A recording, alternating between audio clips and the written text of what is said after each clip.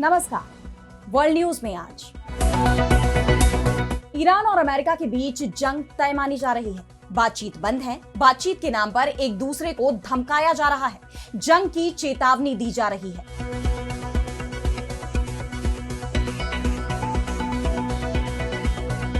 Iran ने अब America को चेतावनी दे दी है कि अगर अमेरिका के एक भी फाइटर जेट या मिसाइल से ईरान पर हमला हुआ तो फिर विनाशक जंग शुरू होगी। जिस एयरक्राफ्ट कैरियर की ताकत पर अमेरिका ईरान को धमका रहा है, उसकी कब्र समुद्र में ही खोद दी जाएगी। तो दूसरी तरफ अमेरिका के राष्ट्रपति डोनाल्ड ट्रंप ईरान को धमका रहे हैं, जिसके बाद यह तय माना जा रहा है कि ईरान और अमेरिका में जंग का आगाज कभी भी हो सकता है। इस जंग का सबसे ज्यादा डर मिडिल ईस्ट के उन देशों को लग रहा है जिनका बॉर्डर ईरान से लगता है या फिर ईरान की सीमा के करीब है और अमेरिका से उनका करीबी रिश्ता है।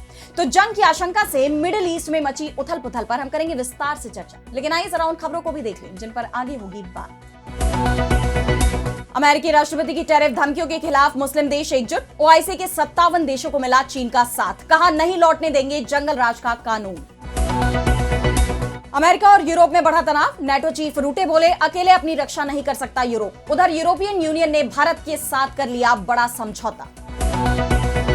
यूक्रेन के राष्ट्रपति का ऐलान। अमेरिका से मिली है 100% सुरक्षा की गारंटी। रूस का सवाल, न्यूक्लियर वॉर में कितनी टिकेगी कोई भी सुरक्षा गारंटी। और चलते चलते में देखेंगे कैसे बने मिस्र के पिरामिड। वैज्ञानिकों ने खोजी 60 टन का पत्थर उठाने वाली तकनीक। इन सभी खबरों पर हम विस्तार से करेंगे बात, लेकिन पहले एक नजर हेडलाइंस पर। सऊदी अरब के बदले सुर। यूएई के साथ संबंध सुधारने के दिए संकेत। कहा यमन पर हमारे बीच मतभेद लेकिन रिश्ते जरूरी। 2021 के तख्ता पलट के बाद म्यांमार में हुए चुनाव। सेना समर्थित union solidarity and development party ने हासिल की जीत। विपक्षी दलों को रखा गया चुनाव से बाहर। अमेरिकी राष्ट्रपति ट्रंप की साउथ कोरिया पर 25% टैरिफ की धमकी। कहा उन्होंने हमारी ट्रेड डील मंजूर नहीं की। ऑटो और दवाओं पर 15% से बढ़ाएंगे टैरिफ।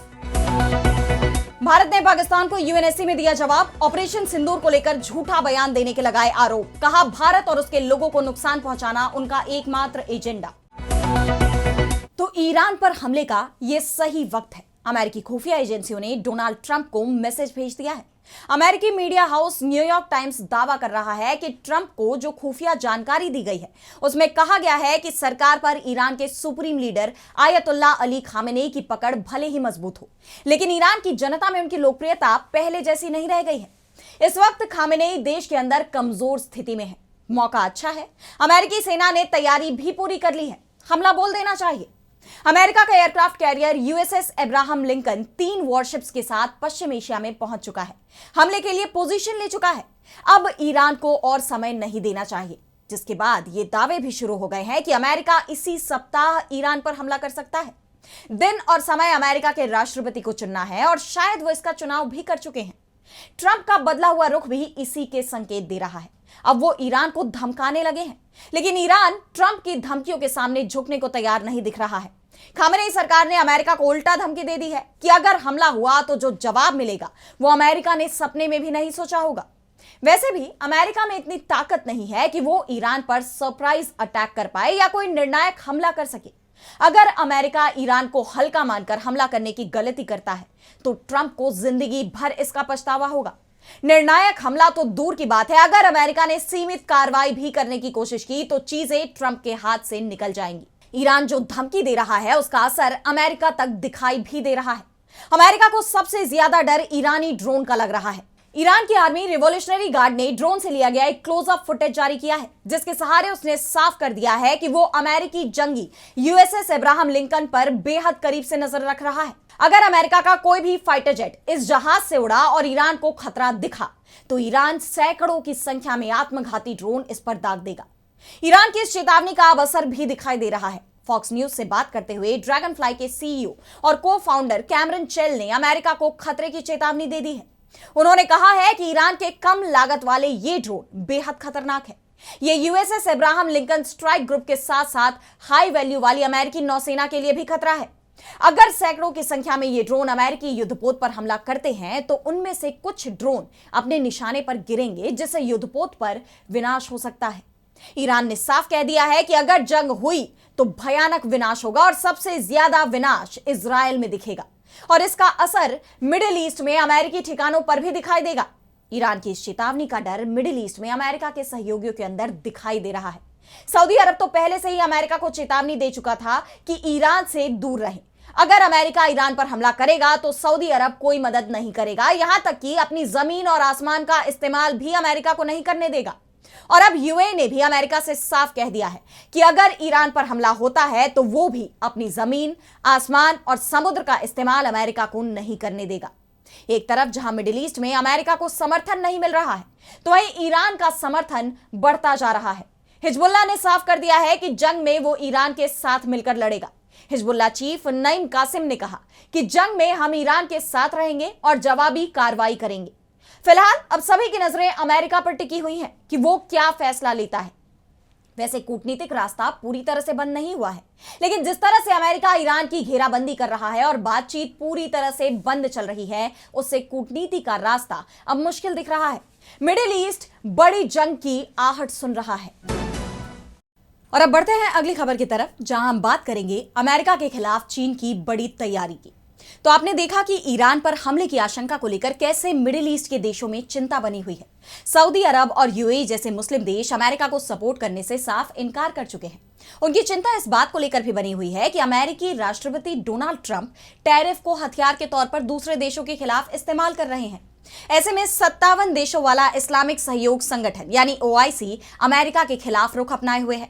इस बीच चीन इस मौके का फायदा उठाता नजर आ रहा है। वो पहले से ही अमेरिका के खिलाफ खुद को सुप्रीम पावर के रूप में स्थापित करने की कोशिशों में जुटा हुआ है और कई मोर्चे पर उसने अमेरिका को सीधी चुनौती भी दी है। और अब चीन ने इन मुस्लिम देशों के साथ हाथ मिला लिया है। दरअसल चीन के उपराष्ट्रपति और विदेश मंत्री वांग यी ने ओआईसी के महासचिव के साथ बीजिंग में अहम बातचीत की है। इस बातचीत में मध्य पूर्व के लिए क्षेत्रीय सुरक्षा साझेदारी के निर्माण और संवेदनशील मुद्दों के राजनीतिक समाधान पर जोर दिया गया है। बैठक के बाद चीन के विदेश मंत्रालय ने बयान भी जारी किया, जिसमें मिडिल ईस्ट में बढ़ती अस्थिरता पर चिंता जताई गई है और कहा गया है कि चीन का मानना है कि टकराव और सैन्य कार्रवाई के बजाय संवाद और सहयोग से ही क्षेत्र में स्थिरता लाई जा सकती है। क्षेत्र के हॉटस्पॉट मुद्दों का राजनीतिक समाधान किया जाना चाहिए, न कि सैन्य अभियान से। चीन इस्लामी देशों के साथ मिलकर विकासशील देशों के वैध अधिकारों और हितों की रक्षा करने के लिए तैयार है। चीन दुनिया को जंगल के कानून की तरफ लौटने से रोकने के लिए तैयार है। ट्रंप की नीतियों की वजह से दुनिया एक जंगल के कानून की तरफ बढ़ रही है, जिसमें ट्रंप जब चाहे जिस पर चाहे टैरिफ लगा देते हैं। अब चीन ने जिस तरह ओआईसी के साथ मिलकर अमेरिका की मनमानी को रोकने के लिए अपनी प्रतिबद्धता जाहिर की है, उससे दुनिया में अमेरिका के खिलाफ एक नया गठजोड़ उभरता दिखाई दे रहा है। पश्चिम एशिया में बढ़ता तनाव केवल क्षेत्रीय नहीं बल्कि वैश्विक शक्ति संतुलन को भी प्रभावित कर सकता है। ऐसे में चीन की यह पहल आने वाले दिनों में अंतरराष्ट्रीय राजनीति में महत्वपूर्ण भूमिका निभा सकती है। चीन की ओआईसी से बातचीत को इस बात के संकेत के रूप में देखा जा रहा है कि बीजिंग खुद को एक जिम्मेदार वैश्विक शक्ति और संभावित मध्यस्थ के रूप में स्थापित करना चाहता है। लेकिन सवाल यह भी है कि क्या अमेरिका चीन को ऐसा करने देगा। बहरहाल चीन की ये कोशिशें अमेरिका के लिए बड़ी चुनौती बनने जा रही हैं, ये तय है। और अब बढ़ते हैं अगली खबर की तरफ, जहां हम बात करेंगे यूरोप और अमेरिका में बढ़ते तनाव की। तो अमेरिकी राष्ट्रपति डोनाल्ड ट्रंप की ग्रीनलैंड पर कब्जे की धमकी ने दुनिया के सबसे बड़े सैन्य गठबंधन नेटो के ही दो टुकड़े कर दिए हैं। यूरोपीय देश अपनी सुरक्षा के लिए चिंतित हैं और अमेरिका के खिलाफ एकजुट हो गए हैं, जिसके बाद अमेरिकी राष्ट्रपति को भी बैकफुट पर आना पड़ा। उन्होंने ग्रीनलैंड के समर्थन में उतरे 8 देशों पर जो 10% टैरिफ लगाया था उसे खत्म कर दिया, लेकिन यूरोप और अमेरिका में जो दरार पड़ी है वो भरती नजर नहीं आ रही। इस बीच नेटो चीफ मार्क रूटे के एक बयान ने इस तनाव को और बढ़ा दिया है। उन्होंने यूरोपीय देशों पर तंज कसते हुए उन्हें चेतावनी भी दी है।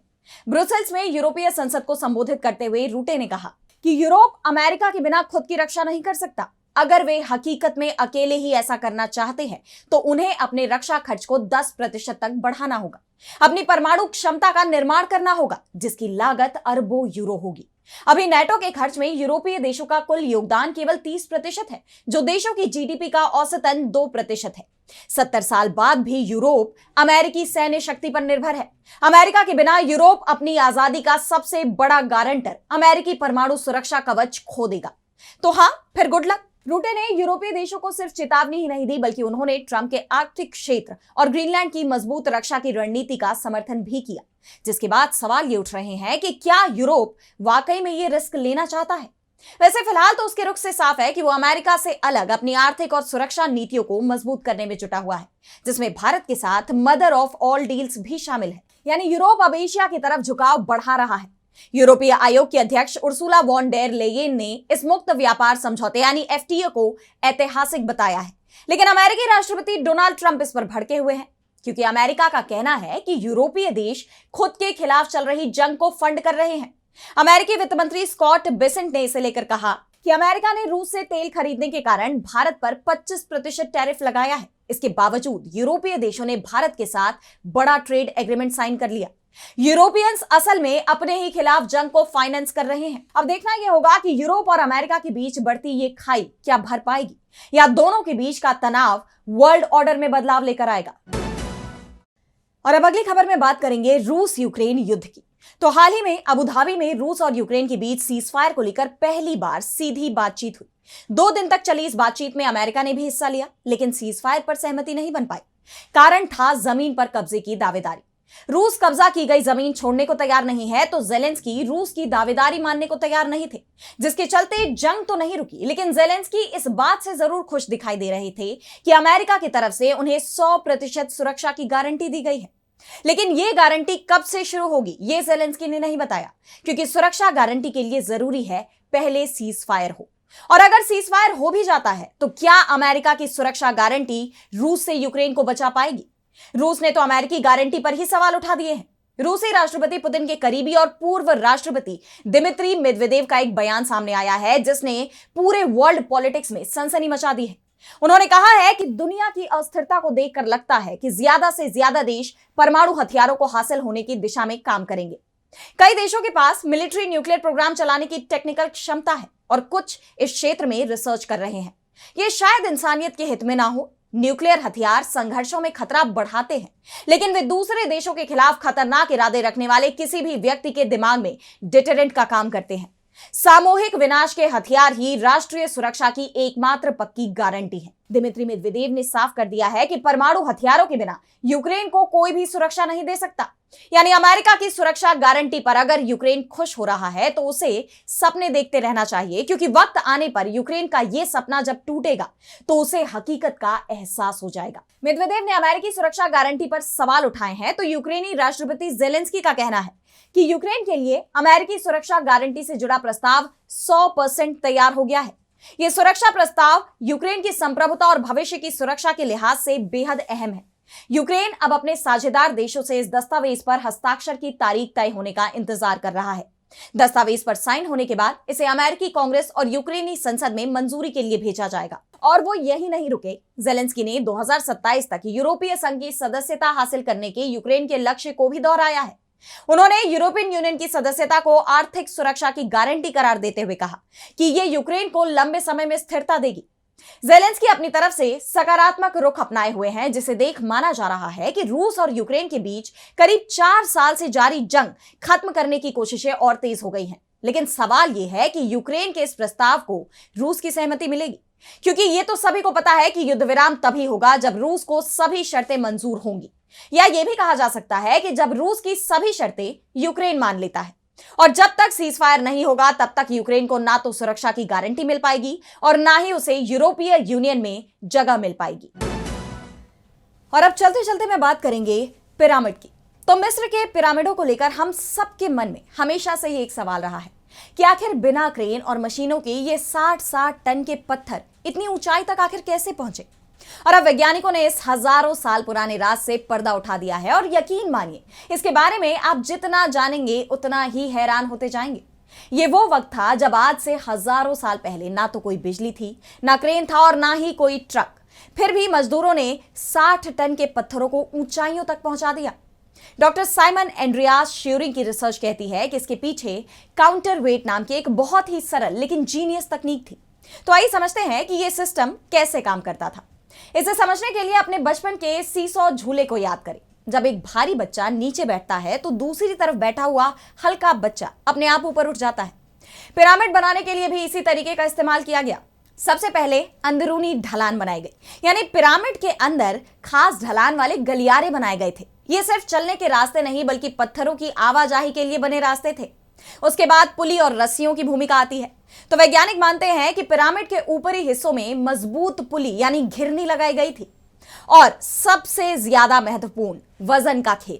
एक तरफ एक भारी वजन यानी काउंटर वेट बांधा जाता था, तो दूसरी तरफ वो बड़ा पत्थर जिसे ऊपर ले जाना था। जैसे ही भारी वजन को नीचे की तरफ छोड़ा जाता, वो पुली के जरिए पत्थर को ऊपर खींच लेता था।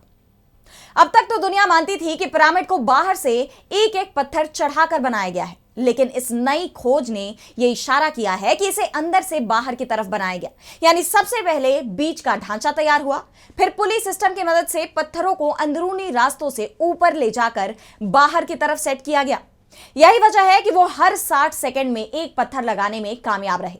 अगर बाहर से मिट्टी के रैंप बनाकर पत्थरों को खींचा जाता, तो शायद इसे बनाने में 100 साल लग जाते।